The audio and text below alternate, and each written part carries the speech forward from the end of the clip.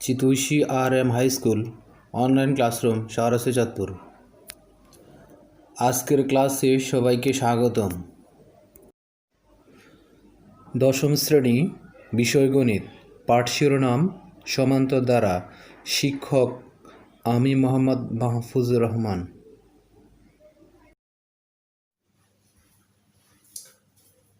আসসালামু আলাইকুম প্রিয় শিক্ষার্থীবৃন্দ, আশা করি আল্লাহর অশেষ রহমতে ভালো আছো। আমিও ভালো আছি। তো আজকের ক্লাসে তোমাদেরকে স্বাগত জানাচ্ছি। আজকের ক্লাস শ্রেণী দশম বিষয় গণিত অধ্যায় 13 সসীম ধারা লেকচার 1। আমরা ক্লাস অষ্টম শ্রেণীতে অনুক্রমের ধারণা পেয়েছিলাম প্রথম অধ্যায়তে। অনুক্রম আমরা দেখো এই পদগুলো হলো অনুক্রম 1 2 3 ... 10 মনে করো, ইহা একটি অনুক্রম। তাহলে অনুক্রম পেলাম কেমন। আচ্ছা, অনুক্রমের মধ্যে পদগুলোকে আমরা যদি যোগ চিহ্ন দিয়ে সাজাই তাহলে ইহা হবে একটি ধারা। ইহা হবে একটি ধারা। তো দেখো অনুক্রম থেকে ধারার উৎপত্তি। দেখো ধারা প্রধানত দুই প্রকার। এক নাম্বার সসীম ধারা, আরেকটা হলো অসীম ধারা। এক্ষেত্রে তো অসীম ধারা আমরা নবম দশম শ্রেণীর চতুর্থ ক্লাসে আলোচনা করব। এখন আমরা আলোচনা করব সসীম ধারা নিয়ে। সসীম ধারায় আধার বৈশিষ্ট্যের উপর ভিত্তি করে দুটি ভাগে ভাগ করা আছে। একটা হলো কি সমান্তর ধারা,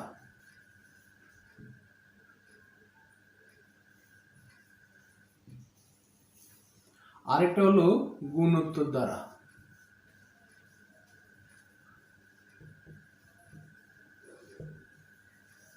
গুণোত্তর ধারা, সেক্ষেত্রে গুণোত্তর ধারা আমরা পরবর্তী অনুশীলনীতে আলোচনা করব। আজকে 13.1 পার্টে আমরা আলোচনা করব সমান্তর ধারা। কথা বুঝতে পারছো তোমরা? তাহলে চলো আমরা এই অনুকরণ প্রকারভেদের সংজ্ঞাগুলো দেখি। তাহলে আজকে আমাদের পাঠ শিরোনাম হবে সমান্তর সসীম ধারা। আজকে আমাদের পাঠ শিরোনাম হবে কি সসীম ধারা।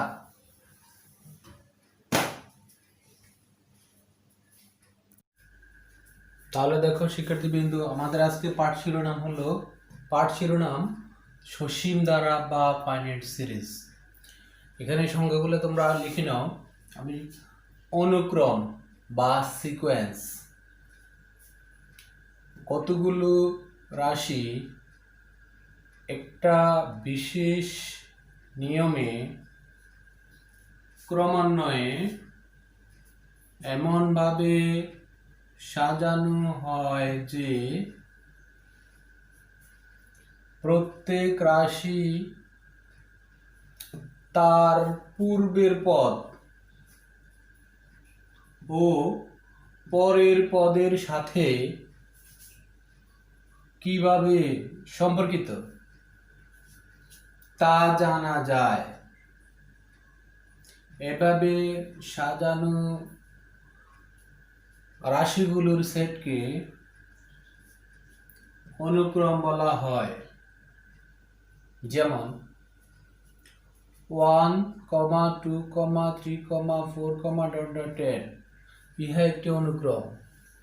দেখো এটার মধ্যে এই পদগুলোর মধ্যে একটি পদ তার পূর্বপদ এবং পরের পদের মধ্যে একটা সুন্দর সম্পর্ক বিদ্যমান। কিভাবে সম্পর্কিত? দেখো সম্পর্কিতটা কি, এখান থেকে 1 এর সাথে 1 যোগ করলে 2 হয়, 2 এর সাথে 1 যোগ করলে 3 হয়, 3 এর সাথে 1 যোগ করলে 4 হয়। তাহলে 4 থেকে 1 বিয়োগ করলে 3 হয়, 3 থেকে 1 বিয়োগ করলে কত 2 হয়, 2 থেকে 1 বিয়োগ করলে 1 হয়। তাহলে আমরা বুঝতে পারছি তা ওখানে বলা ছিল প্রত্যেক রাশির পূর্বপদ এবং পরের পদের সাথে কিভাবে সম্পর্কিত তা জানা যায়। তাহলে আমরা বুঝতে পারছি 1 বৃদ্ধি করে কি ক্রম অনুক্রমটি হয়েছে তাহলে আমরা অষ্টম শ্রেণীতে অনুক্রম ধারণা পেয়েছি, এখনো পেলাম, সংজ্ঞাটা দিলাম। সেক্ষেত্রে অনুক্রম থেকে উৎপত্তি হলো ধারা, তোমরা দেখে নিছো একটু আগেই। এখন দেখো ধারা কাকে বলে, ধারা বা সিরিজ। লিখে নাও, কোন অনুক্রমের পদগুলো পর পর যোগ চিহ্ন দ্বারা যুক্ত করলে একটি ধারা পাওয়া যায়। দ্যাট মিন্স দেখো, যেমন 1 + 2 + 3 + 4 + n, ইহা একটি ধারা। দেখো এই অনুক্রমটাই কিন্তু আমরা কি প্লাস চিহ্ন ব্যবহার করেই যোগ করে দিয়েছি। তাহলে দেখো 1 + 2 + 3 + 4 + n সংখ্যক পদ পর্যন্ত, তাহলে ইহা একটি ধারা হলো। অনুক্রমের কবার স্থলে আমরা যোগ চিহ্ন দিয়ে ধারা, অনুক্রম থেকে ধারা প্রস্তুত করিলাম। বুঝতে পারছো তোমরা? আচ্ছা, এখন দেখো ধারা ছিল দু প্রকার, সমান্তর ধারা, সসীম এবং অসীম ধারা। সসীম ধারা ছিল আবার কি, সসীম ধারা অসীম ধারা ছিল। অসীম আমরা উচ্চতর গণিত ক্লাসে আলোচনা করব। এখানে এখানে সসীম দ্বারা আলোচনা করব। সসীম দ্বারা আবার দুইটা প্রকার ছিল, সেটা হলো একটা ছিল তোমাদের সমান্তর দ্বারা, আর একটা ছিল কি গুণোত্তর দ্বারা। তাহলে গুণোত্তর দ্বারা আমরা পরে 13.2 অনুশীলনীতে আলোচনা করব। আজকে সমান্তর দ্বারা আলোচনা করব। লিখে নাও সংজ্ঞাটা, সমান্তর ধারা বা অ্যারিথমেটিক সিরিজ। কোন ধারার যে কোনো পদ ও পূর্ববর্তী পদের পার্থক্য সব সময় সমান হলে সেই ধারাটিকে সমান্তর ধারা বলে। তাহলে কি বলছে, সংজ্ঞা বলছে, কোন ধারার একটি পদ তার পূর্ববর্তী পদের পার্থক্য যদি সমান হয় সব সময়, তাহলে তারা সমান্তর ধারা। যেমন 2 + 4 + 6 + (2n), ইহা একটি সমান্তর ধারা। কিভাবে বুঝলাম, যেমন 4 একটা পদ এবং প্রথম পদ 2, 4 এবং 2 এর পার্থক্য অর্থাৎ বিয়োগফল 4 - 2 হবে 2। আবার তৃতীয় এবং দ্বিতীয় পদের পার্থক্য হবে 6 - 4 অর্থাৎ 2, একই সংখ্যা। তাহলে বারবারই একই সংখ্যা আসছে, দুইবারই একই সংখ্যা আসছে, তার মানে ইহা একটি সমান্তর দ্বারা। পার্থক্য যদি একই সংখ্যা আসে, পার্থক্য যদি সব সময় সমান হয়, তাহলে ইহা একটি সমান্তর দ্বারা হবে। বুঝতে পারছো কেমন? তাহলে আসো আমরা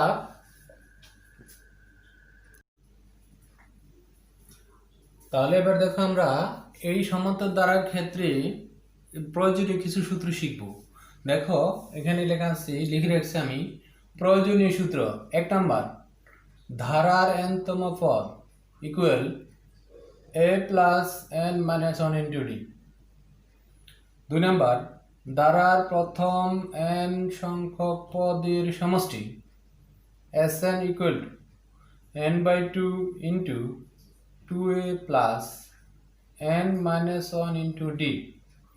দেখো এখানে 1 নম্বর সূত্র, n-তম পদ কিভাবে হলো আমরা একটু দেখি। দেখো এখানে সমান্তর দ্বারা সাধারণ পদ নির্ণয় করব। সাধারণ পদ, তম পদ বা n-তম পদ। আমরা মনে করি যে কোনো সমান্তর দ্বারার প্রথম পদ a। কেন এই দ্বারা প্রকাশ করলাম? কারণ ইংরেজি বর্ণমালার প্রথম পদে, সেই জন্য এই প্রকাশ করলাম। ও সাধারণ অন্তর d, অন্তর ইংরেজি হলো ডিফারেন্স, এই জন্য ওখান থেকে d নিয়ে অন্তরকে প্রকাশ করা হলো। তাহলে ধারাটির প্রথম পদ a আমরা আগেই ডিক্লেয়ার করে আসছি। আমরা a কে স্ট্রাকচারালি সাজিয়ে লিখতে পারি এভাবে, দেখো a + 1 - 1 * d। সেই ক্ষেত্রে 1 - 1 0, 0 দ্বারা d গুণ করলে 0, 0 এর সাথে যোগ করলে এই হয়। ঠিক আছে। দ্বিতীয় পদ a + d কিভাবে আসলো? কারণ সমান্তর দ্বারার ক্ষেত্রে প্রতি পদে বৃদ্ধি পাবে সমান সংখ্যা, সমান পার্থক্য, প্রতিবারেই পার্থক্য সমান থাকবে। তাহলে এখানে পার্থক্য বা অন্ত ডি, তাহলে প্রথম পদের সাথে আমি যদি ডি যোগ করে দিই তাহলে দ্বিতীয় পদ পাওয়া যাবে। এখন দেখো দ্বিতীয় পদ এ প্লাস ডি কে আমি সাজিয়ে লিখতে পারি এ প্লাস 2 মাইনাস 1 ইন্টু ডি, বিয়োগ করলে 1 ডি কে ডি, তাহলে এ প্লাস ডি। তৃতীয় পদ এ প্লাস, তৃতীয় পদ পাইতে হলে দ্বিতীয় পদের সাথে আরেকটা অন্তর ডি যোগ করতে হবে। তাহলে আমরা করলাম দ্বিতীয় পদের সাথে এ আরেকটা ডি যোগ করলে হবে এ প্লাস 2d, তাহলে তৃতীয় পদ পেলাম a plus 2d equal a plus 3 minus 1 into d, 3 minus 1 মানে 2, বুঝতে পারছো? আচ্ছা, দ্বারা চতুর্থ পদ এ প্লাস, তাহলে তৃতীয় পদের সাথে আরেকটা ডি যোগ করলে হবে কত 3d, A plus 3d equal a plus 4 minus 1 into D লিখে যায়, and so on, dot dot দিয়ে অ্যান্ড সো অন। একইভাবে n তম পদ কত হবে? দেখো একটা মজার বিষয় হলো যে এখানে দেখো আমরা যে পদগুলো লিখছি, প্রথম পদ এই যে 1, দ্বিতীয় পদ এখানে 2, তৃতীয় পদ এখানে 3, চতুর্থ পদ এখানে 4, বাকি সবগুলো ঠিক থাকবে স্ট্রাকচারালি, এই জন্য আমরা লিখছিলাম। দেখো একইভাবে n-তম পদ তাহলে কত হবে? ওই যে n পদের সংখ্যা জায়গায় n বসে যাবে, অর্থাৎ a plus n minus 1 into D. এই n-তম পদকেই সমান্তর দ্বারার সাধারণ পদ বলা হয়। দ্যাট মিন্স 1 নং সূত্রের প্রমাণ হয়ে গেল। তাহলে আমরা এখন এই সূত্র কিভাবে অঙ্কে ব্যবহার করব সেটা শিখব এখন। তাহলে তোমরা পাঠ্য বইয়ের 255 পৃষ্ঠা খুলে অঙ্ক নাম্বার 5 দেখো, পড়ো, প্রশ্নটা পড়ো, অঙ্ক নাম্বার 5 এর প্রশ্নটা সবাই পড়ো। দেখো আমরা এই সূত্রে 1 নং সূত্রের প্রয়োগটা 5 নাম্বার অঙ্কের মধ্যে আছে, 5 এবং 6 এর মধ্যে আছে। আমরা আগে 5 নাম্বারটা করব, কেমন?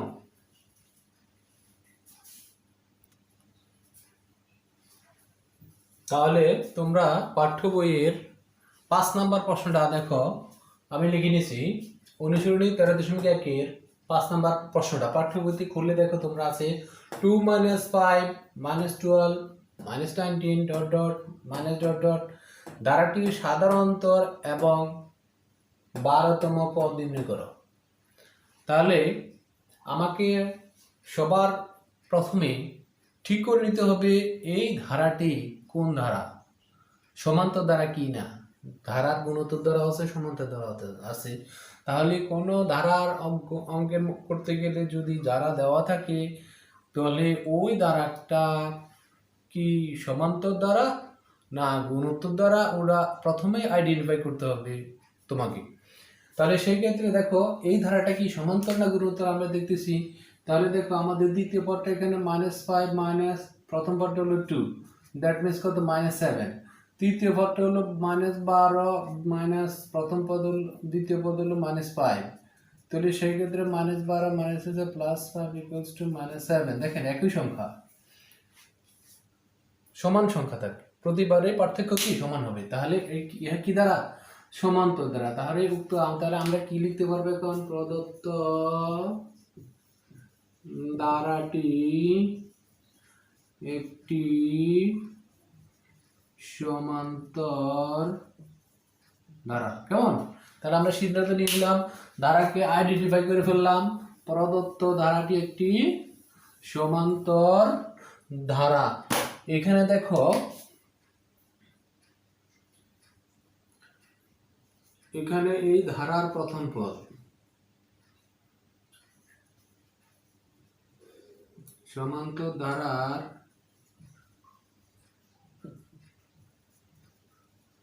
প্রথম পদ a equals to 2। তাহলে সাধারণ অন্তরটা কি হবে? একটু আগে আমরা করছিলাম সাধারণ অন্তরকে কি দ্বারা প্রকাশ করি আমরা? ডি দ্বারা, ডিফারেন্স যেহেতু। তাহলে অন্তরটা কি বের করব? দ্বিতীয় পদ পরের পদ বিয়োগ আগের পদ, অর্থাৎ আমরা দ্বিতীয় পদটা যদি পরের পদ ধরি তাহলে আগের পদটা প্রথম পদ, তাহলে -7। তাহলে আমাদের সাধারণ অন্তর, এই প্রশ্নের উত্তরটা হয়ে গেছে। দেখো ধারাটির সাধারণ অন্তর অলরেডি আমরা কি পেয়ে গেছি, কত? -7। বুঝতে পারছো তোমরা?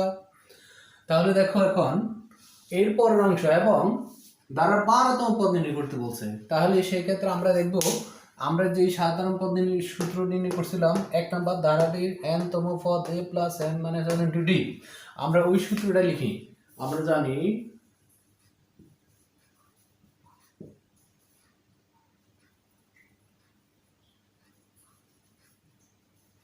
সমান্তর ধারার nতম পদ। সূত্রটা কি হবে বলো তো? a plus n minus 1 into D. কেমন? তাহলে সেই ক্ষেত্রে দেখো আমাদেরকে 12তম পদ বলছে, তাহলে সুতরাং ধারার 12তম পদ ইকুয়ালস টু a প্লাস, দেখেন nতম পদের স্থলে আমরা 12তম পদ বসাই দিব, 12 minus 1 into D is equal to 12 minus 1 11 D equal to এর মান কত ছিল 2 প্লাস 11 ইন্টু ডি এর মান মাইনাস 7, এখানে মাইনাস 7 ডি এর মানটা আমরা ব্র্যাকেটে বসাবো, প্লাস মাইনাসে মাইনাস 7 11 77 বিয়োগ করলে মাইনাস 75। সুতরাং ধারাটির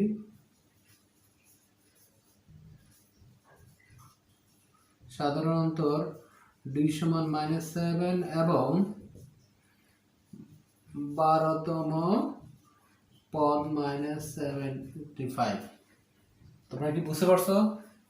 তাহলে দেখো 12 নম্বর অঙ্কটা আমরা 12তম পদ বের করছি, 12তম পদ এই সূত্র দিয়ে বের করে নিয়েছি কত, মাইনাস 75। সুতরাং ধারাটির সাধারণ অন্তর হলো ডি সমান মাইনাস 7 এবং ধারার 12তম পদ লিখে নিলাম, 12তম পদ তাহলে আমরা মাইনাস 75। সবাই বুঝতে পারছো? কোনো সমস্যা আছে? অঙ্কটা সুন্দর করে লিখে নাও, কেমন?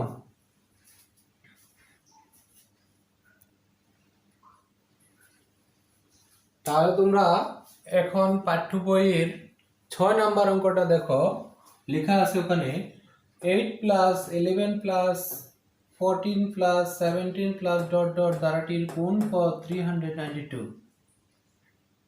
পাইছো সবাই বইতে? পাঠ্য বইতে তোমার এই প্রশ্নটা আছে, তোমাকে বলছে ধারাটির কোন পদ 392। বুঝতে পারছো? তাহলে দেখো ধারাটা দেওয়া আছে, আমাকে প্রথমে কি করতে হবে, ধারাটি শনাক্ত করতে হবে। দ্যাট মিন্স ধারাটি কোন ধারা। তাহলে আমরা দেখো 11 মাইনাস 8 ইকুয়াল টু কত, 3।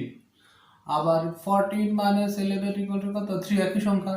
তাহলে আমি কোন সিদ্ধান্তে যাব, প্রদত্ত ধারাটি একটি সমান্তর ধারা। বুঝতে পারছো? তাহলে কি পার্থক্য একই সংখ্যা আসলো, তাহলে সেই ধারাটি হবে সমান্তর ধারা। আচ্ছা, যাহার প্রথম পদ a সমান 8 এবং সাধারণ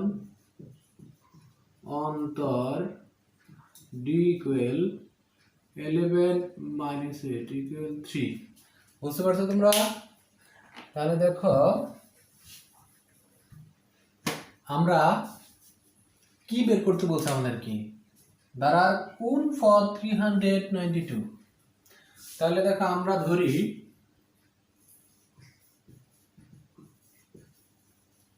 ধারার nতম পদ হলো 392। বুঝতে পারছো সবাই? তাহলে আমরা কি বললাম, তারা প্রশ্ন বলছিল ধারাটির কোন পদ 392।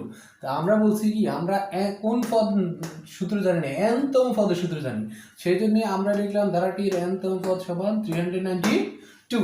তাহলে nতম পদের সূত্র আমরা কি জানি কিনা, দেখো এখানে আছে nতম পদের সূত্র কি লিখবো, a plus n minus 1 into D. তো সেই ক্ষেত্রে আমরা লিখি a plus n minus 1 into D equal 392, or a plus এর মান কত, মান বসাই দাও, a এর মান 8 প্লাস n এর মান 9, তাহলে d এর মান হলো 3 ইন্টু 3 মাইনাস 392, বা 8 প্লাস 3 দিয়ে n গুণ করলে 3n মাইনাস 3 ইন্টু 3 392, বা 3n প্লাস 5 392। পক্ষান্তর করো, পক্ষান্তর 5 এদিকে প্লাস আছে, ওদিকে গেলে মাইনাস হবে, বিয়োগ করলে থাকতেছে কত, 387, বা n equals to 387/3 therefore n সমান 1 to 9 3 দ্বারা ভাগ করলে 129। তাহলে আমরা কি পেলাম? n এর মান পাই গেলাম। n এর মানটা এখানে বসাই দাও, তাহলে আমরা কি লিখবো? সুতরাং ধারাটির 129তম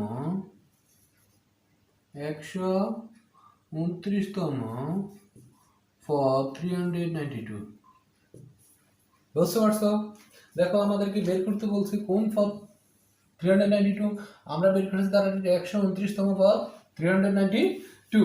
এর মানটা আমার n তম পদের সূত্র দিয়ে আমরা n এর মানটা বের করে নিয়েছি।